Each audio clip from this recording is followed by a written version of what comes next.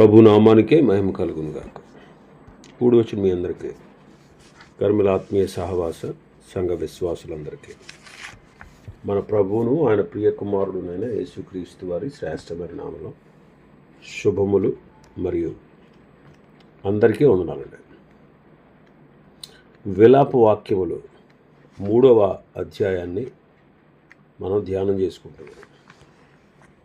విలాప వాక్యములు 3వ అధ్యాయం. ఇందులో ముఖ్యమైన అంశం ఏంటంటే దేవుని కృప. దేవుడు శిక్షించాడు ఇశ్రాయేలీయుల్ని. ఆ శిక్షించిన తర్వాత వారికి మరల నిరీక్షణ కలగజేశాడు. కేవలం తన కృప ద్వారా వారిని బలపరుస్తూ వచ్చాడు. ఇందులో భాగంగానే 56 వచనాలు మనం ధ్యానం చేసుకున్నాం.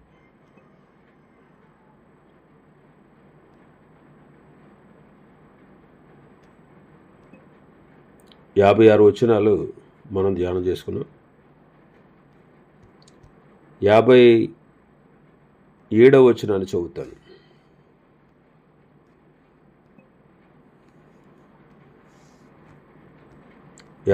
వచనం.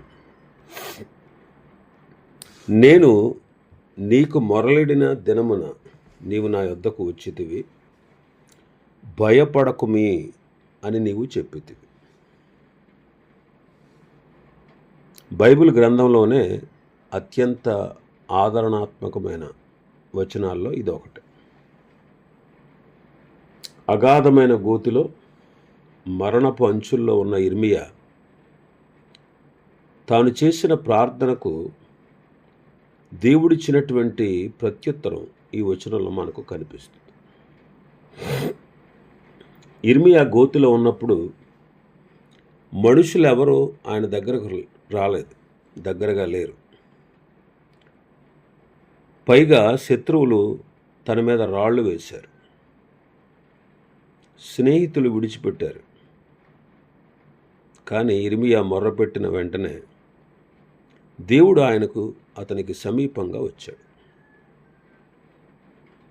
దేవుడు ఆకాశంలో ఎక్కడో దూరంగా ఉండేవాడు కాదు, మన కష్టాల్లో మన ప్రక్కనే ఉండేవాడు.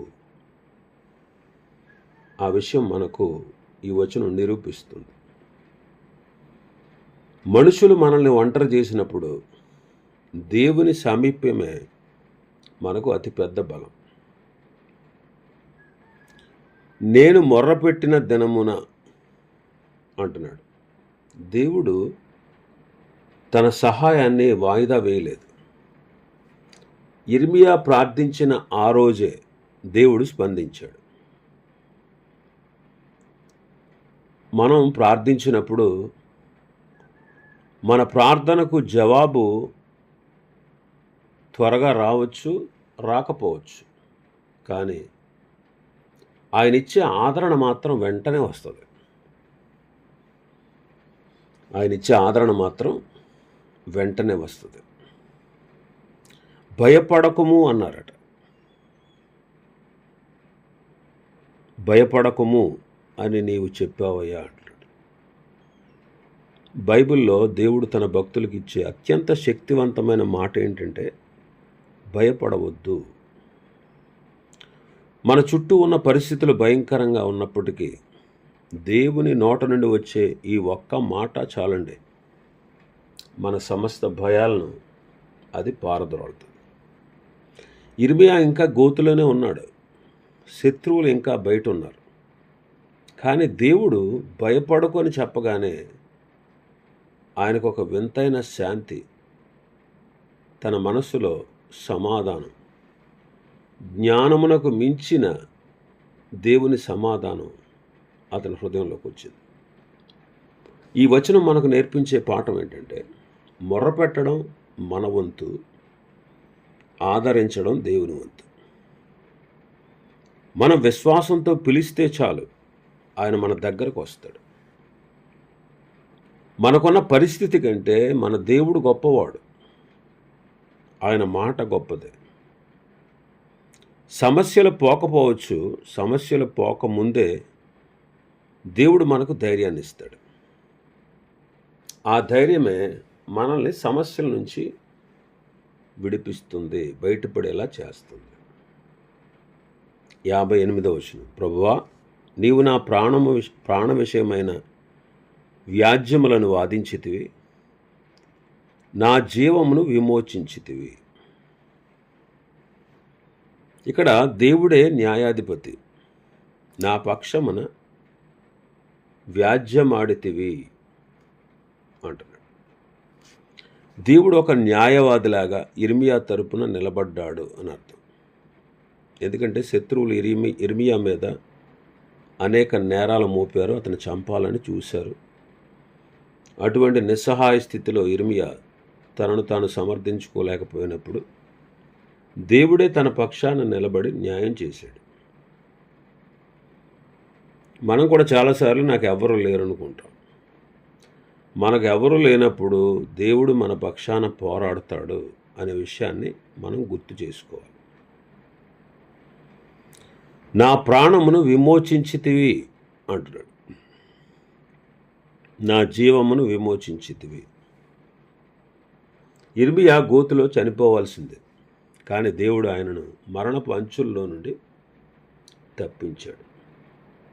శత్రువుల చేతుల్లో చిక్కుకున్న ఇర్మియా ప్రాణాన్ని దేవుడు తన కృపతో కాపాడాడు. బురద గుంట నుండి బయటకు తీయడానికి దేవుడు ఎబెద్మెలకు వంటి వ్యక్తులను ప్రేరేపించాడు. ఇర్మియా గ్రంథం 38లో ఈ సందర్భం ఉంటుంది. ఇర్మియా ఇక్కడ భవిష్యత్తును గురించి మాట్లాడట్లేదు. దేవుడు అప్పటికే చేసిన మేలును గుర్తు చేసుకుంటున్నాడు. అప్పటికే చేసిన మేలుని గుర్తు చేసుకుంటున్నాడు. అందుకే నా ప్రాణ విషయమైన వ్యాజ్యములను వాదించితివి అంటున్నాడు.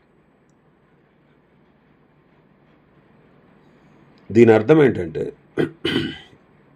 ప్రార్థన ఆయన అంగీకరించినప్పుడు కలిగే ఆనందం మరియు కృతజ్ఞత ఈ వచనంలో మనకు స్పష్టంగా కనిపిస్తుంది. ఈ వచనంలో మనకు స్పష్టంగా కనిపిస్తుంది. సారీ అండి. ఈ వచనం మనకు నేర్పించేది ఏంటంటే, మన దేవుడు పక్షపాతి కాడు. మన పక్షమున వాదించే దేవుడు. లోకం మనల్ని దోషిగా నిలబెడితే దేవుడు మన పక్షాన ఉంటాడు. దేవుడు మనల్ని కష్టాల నుంచి విడిపించినప్పుడు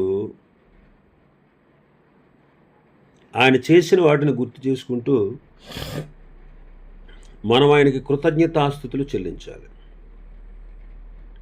మన ఆధ్యాత్మిక జీవితంలో కూడా మనం పాపం అనే గోతులో ఉన్నాం.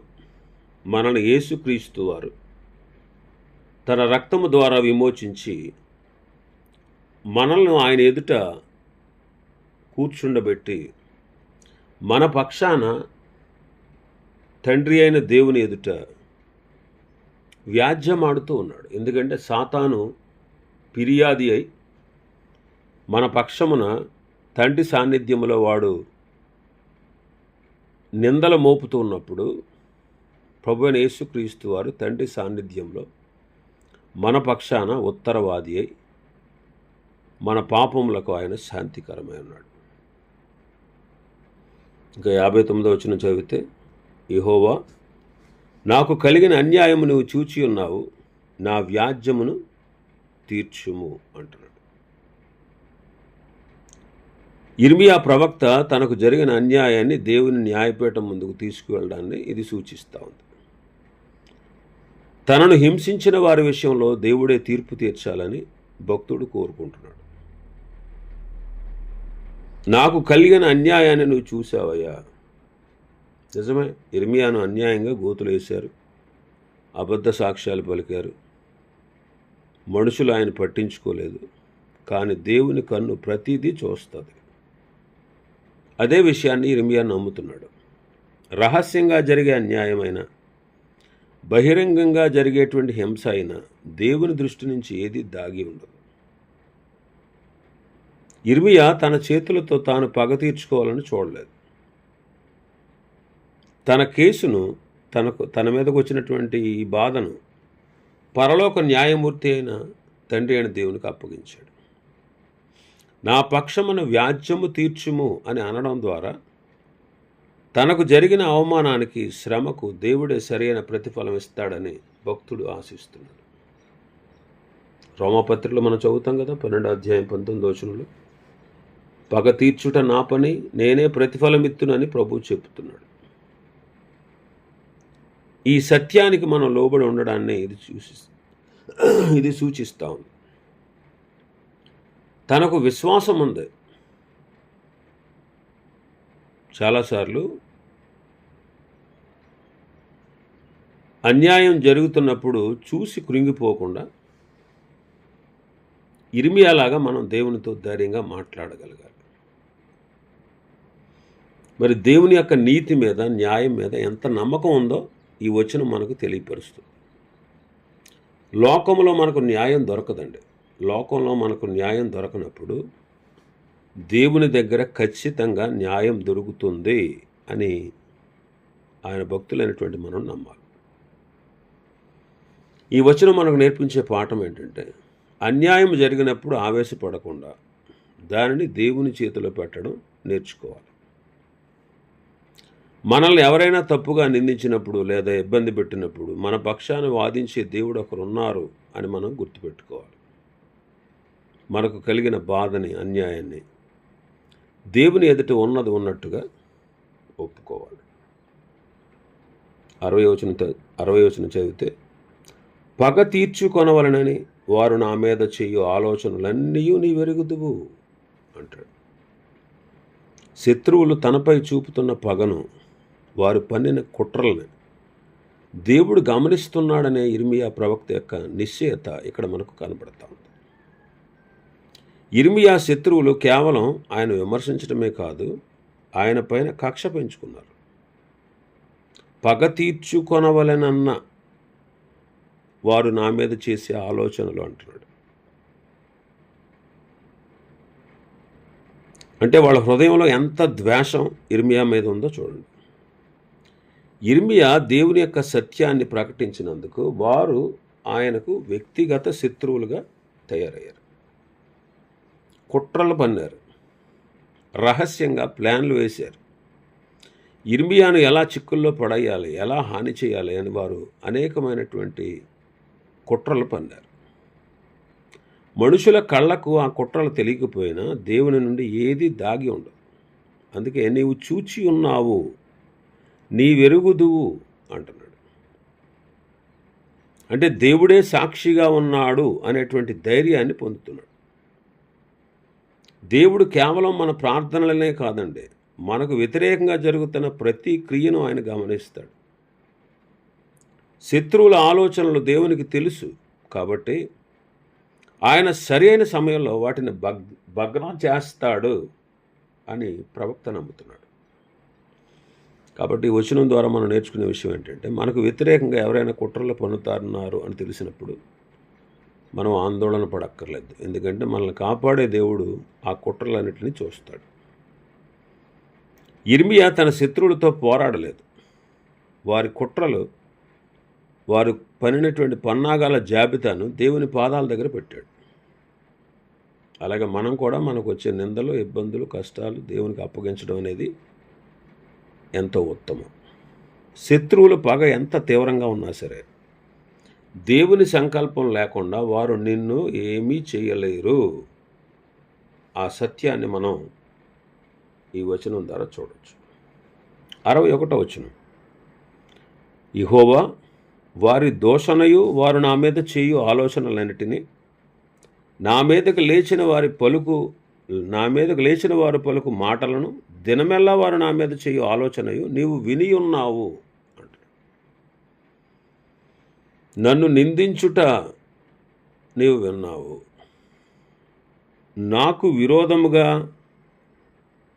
పలికిన మాటలు, పన్నిన కుట్రలన్నిటిని నీవు విన్నావు అంటున్నాడు. విన్నావు అంటున్నాడు.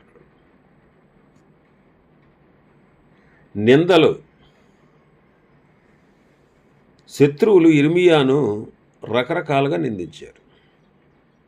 ఆయన ప్రకటించేటువంటి దేవుని వాక్యాన్ని అపహాస్యం చేశారు. దేశద్రోహి అని ముద్ర వేశారు.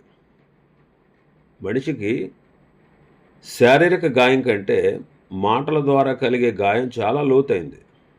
ఇర్మియా ఆ బాధను అనుభవిస్తూ తన నిందలను దేవుని చెంతకు తీసుకెళ్ళాడు. చూశాడు దేవుడు. 60వ వచనంలో అంటాడు, నీ వెరుగుదువు అన్నాడు. 61వ వచనంలో దేవుడు విన్నాడు అంటున్నాడు. శత్రువులు రహస్యంగా మాట్లాడుకున్న, బహిరంగంగా దూషించిన దేవుడు వాటన్నిటిని ఆలకించాడు.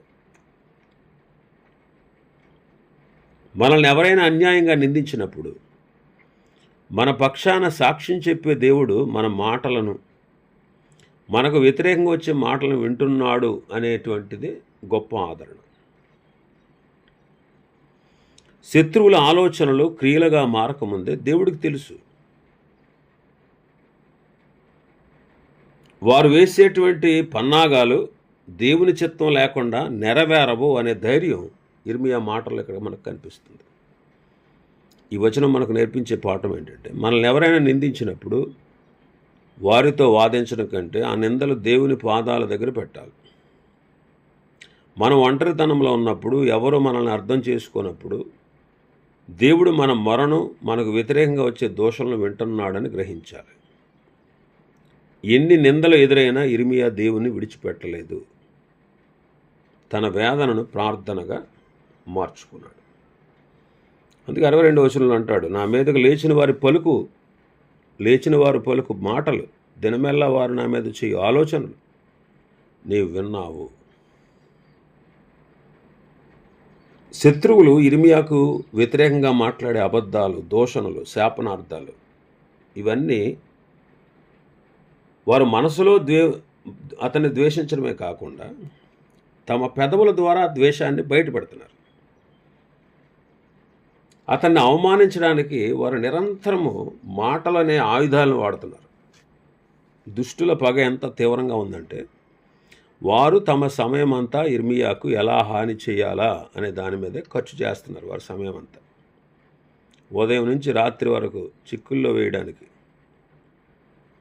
కుట్రలు పన్నుతున్నారు. ఇది ఇర్మియా అనుభవిస్తున్నటువంటి తీవ్రమైన మానసిక ఒత్తిడి. అందుకే నీవు విన్నావు అని ఇర్మియా అంటున్నాడు. తనకు వ్యతిరేకంగా జరుగుతున్న ప్రతి రహస్య ఆలోచనను దేవుడు తెలుసని నమ్ముతున్నాడు. మనుషులు విన్నా వినకపోయినా పరలోకమందున్న దేవుడు శత్రువుల మాటలను, వారి హృదయ ఆలోచనలను ఆయన చూస్తున్నాడు, వింటున్నాడు, వాటిని రికార్డ్ చేస్తున్నాడు అనేటువంటి నిశ్చయత అతనికి కనిపిస్తుంది. కాబట్టి మన గురించి ఎవరైనా తప్పుగా మాట్లాడుతున్నప్పుడు, లేదా మనకు వ్యతిరేకంగా కుట్రలు పన్నుతున్నప్పుడు దేవుడు వాటిని గమనిస్తాడు. ఇర్మియా శత్రువులతో పోరాడలేదు. వారి మాటలను, ఆలోచనలను దేవుని సన్నిధిలో పెట్టి న్యాయం కోరాడు. సత్యాన్ని ప్రకటించేవారు లోకం నుండి ద్వేషాన్ని ఎదుర్కోవడం సహజం. అయితే దేవుడు మన పక్షాన ఉన్నాడని ఈ వచనం మనకు బయలుపరుస్తూ ఉంది. 63వ వచనం మనం చూస్తే, వారు కూర్చుండుటను, వారు లేచుటను నీవు కనిపెట్టుము, నేను వారి పాటలకు ఆస్పదమైతిని. శత్రువులు ఇర్మియాని ఎంతగా తృణీకరిస్తున్నారో, అతనిని ఒక పరిహాసం చేసేటువంటి వస్తువులాగా ఎలా మార్చుకున్నారో ఈ విషయం ఈ వచనం చెప్తుంది. వారు కూర్చుండుటను, వారు లేచుటను నీవు కనిపెట్టుము. ఇది మనిషి యొక్క రోజువారీ దినచర్య అన్నమాట. శత్రువులు ఉదయం లేచినప్పటి నుంచి రాత్రి పడుకునే వరకు ప్రతి క్షణం ఇర్మియాను గమనిస్తూనే ఉన్నారు. ఎలా హింసించాలా ఇర్మియాని అని ఆలోచిస్తున్నారు. అయితే దేవుడు వారి ప్రతి కదలికను కనిపెట్టి చూడమని భక్తుడు కోరుతున్నాడు. నీవు చూడయా వాళ్ళ విషయం అంటున్నాడు. వారికి నేను వారి పాటలకు ఆస్పదమైతిని అంటున్నాడు. అంటే ఐ ఆమ్ దేర్ మ్యూజిక్ అంటున్నాడు అనమాట.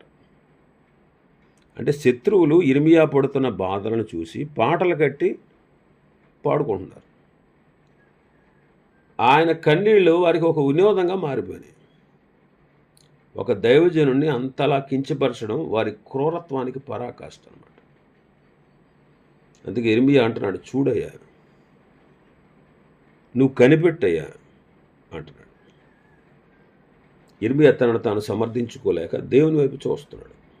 ప్రభువా, వీరు నన్ను ఎంతగా అవమానిస్తున్నారు చూడు. ఈ మొరను దేవుని ఎదుట ఉంచుతున్నాడు భక్తుడైన ఇర్మియా. దేవుని మార్గంలో నడిచేవారికి లోకములో నుండి అవమానాలు, పరిహాసాలు ఎదురవుతాయి. యేసుక్రీస్తు ప్రభువారు కూడా సిలువ మీద ఉన్నప్పుడు శత్రువులు ఎలాగే పరిహసించారు. శత్రువులు పాటలు కట్టి వెక్కిరిస్తున్న ఇర్మియా వాళ్ళను దూషించలేదు. తన బాధను ప్రార్థనగా మార్చుకున్నాడు. తన శత్రువుల ప్రతి కదలికను, వారు చేసే ప్రతి పనిని దేవుడు గమనిస్తున్నాడనేటువంటి సత్యం భక్తునికి శాంతినిచ్చింది. ఇంకా 64వ వచనం మనం చదివితే, యెహోవా, వారి చేతి క్రియలను బట్టి నీవు వారికి ప్రతీకారము చేయుదువు అంటున్నాడు. ఇర్మియా ఇక్కడ దేవుని యొక్క నీతిని గుర్తు చేస్తున్నాడు. బైబిల్ సూత్రం ప్రకారం మనుషుడు ఏమి విత్తుతాడో అదే కోస్తాడు. గలతీ పత్రిక 6వ అధ్యాయం 7వ వచనంలో మనం చదువుతాం. శత్రువులు ఇర్మియాను హింసించి గోతులో వేసి అన్యాయం చేశారు. కాబట్టి వారు చేసిన పనులకు, వారు చేసిన క్రియలకు తగిన ప్రతిఫలాన్ని దేవుడిస్తాడు. ఇర్మియా తనంతట తాను శత్రువుల మీద దాడి చేయలేదు, వారిని చంపడానికి ప్రయత్నించలేదు. తన మనసులో ఉన్న వేదనను, కోపాన్ని దేవుడికి అప్పగించాడు. నీవే వారికి ప్రతిఫలం ఇస్తావు అని అనడం ద్వారా న్యాయం చేసే బాధ్యతను దేవుని చేతిలో పెట్టాడు. మనం కూడా మనకు ఎదురయ్యే అన్యాయాల పట్ల మనం ఎలా స్పందించాలో ఇర్మియా మనకు మంచి మాదిరిగా ఉన్నాడు. శత్రువులు చేసే పనులు దేవుడికి తెలుసు. వారు ఇర్మియాను ఎలా వేటాడారో, ఎలా రాళ్ళు వేశారో, వాటన్నిటికీ వారు లెక్క అప్పగించాల్సి ఉంది ఒక రోజున. దేవుడు పక్షపాతి కాదని, ప్రతి ఒక్కరికి వారి వారి ప్రవర్తనను బట్టి తీర్పు తీరుస్తాడని ఈ వచనం మనల్ని హెచ్చరిస్తుంది. కాబట్టి మనకు ఎవరైనా కీడు చేసినప్పుడు దేవుడు చూస్తున్నాడు, సరైన సమయంలో న్యాయం చేస్తాడు. ఈ మాట మనకు ఎంతో ప్రశాంతతనిస్తుంది. ఇంకా మన క్రియలు, మన పనులు దేవుని దృష్టిలో ఉన్నాయని, మనం చేసే ప్రతి పనికి ప్రతిఫలం ఉంటుంది అని మనం ఆ విషయాన్ని గుర్తుపెట్టుకున్నప్పుడు మనం జాగ్రత్తగా నడుస్తాం. 65వ వచనం మనం చదివితే, వారికి హృదయ కాఠిన్యం ఎత్తువు, వారిని శపించుదు. వారికి హృదయ కాఠిన్యాన్ని ఇస్తావు, వారిని శపిస్తావు. పశ్చాత్తాపము లేని కఠిన హృదయాలకు దేవుడి తీర్పు ఎలా వస్తుందో ఇక్కడ వివరిస్తా ఉన్నాడు. ఇక్కడ హృదయ కాఠిన్యము అంటే దేవుని మాట వినలేని, సత్యాన్ని గ్రహించలేని కఠినత్వం. శత్రువులు ఇర్మియా పడుతున్న బాధను చూసి కూడా కరగలేదు. వారి హృదయాలు రాయిలాగా మారిపోయాయి. పరిశుద్ధ గ్రంథం ప్రకారం ఒక వ్యక్తి పదే పదే పాపం చేస్తూ దేవుని హెచ్చరికలను నిర్లక్ష్యం చేస్తే దేవుడు వారిని వారి మొండితనానికి వదిలేస్తాడు. 120 సంవత్సరాలు దేవుడు నోవహు కాలంలో ప్రకటించాడు. 300 కోట్ల మందిలో 8 మంది మాత్రమే ఆయన మాట విన్నారు. తర్వాత వాళ్ళని దేవుడు కఠినంగా శిక్షించాడు. అలాగే ఫరో కూడా.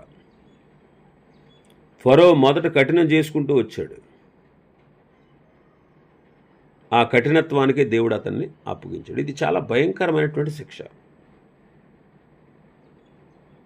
ఇది దేవుని శాపం అన్నమాట. ఇటువంటి వ్యక్తి చాలా ఇబ్బందులు పాలవుతాడు. ఇర్మియా ఇక్కడ తన సొంత కక్షతో ఈ మాటలు అనడం లేదు.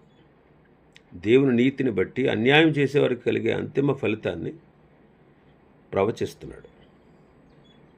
దేవుడు ప్రేమామయుడండి, అదే సమయంలో న్యాయవంతుడు. అన్యాయాన్ని ఆయన అసలు సహించడు. కాబట్టి మన హృదయం దేవుని పట్ల, దేవుని మాట పట్ల మృదువుగా ఉండాలి. మొండితనం అనేది, కఠిన హృదయం అనేది, కఠినత్వం అనేది, కాఠిన్యం అనేది ఆధ్యాత్మిక పతనానికి దారితీస్తుంది.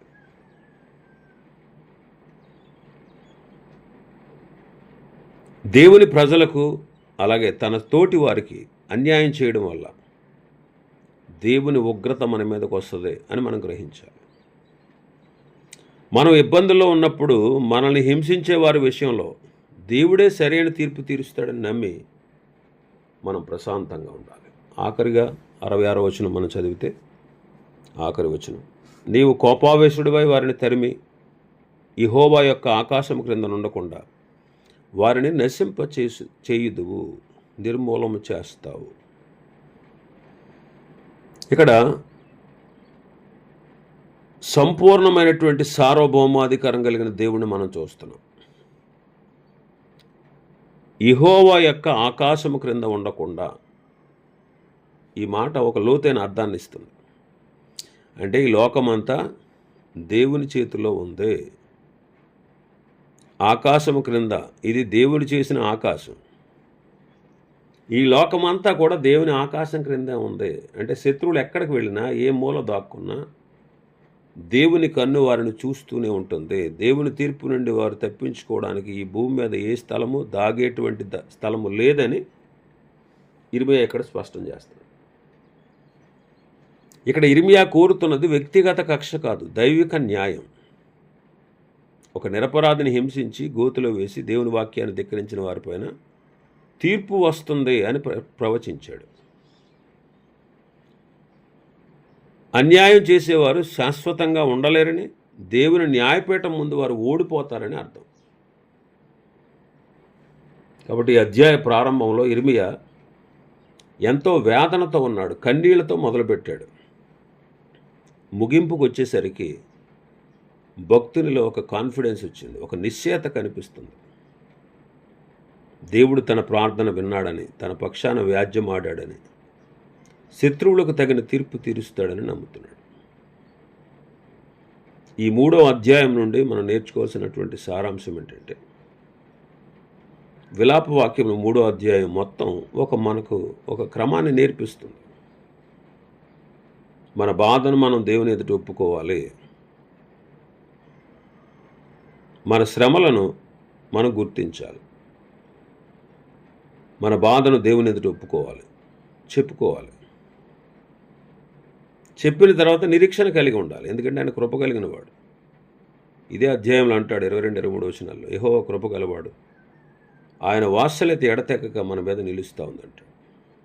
ఆ విషయాన్ని మనం నమ్మాలి.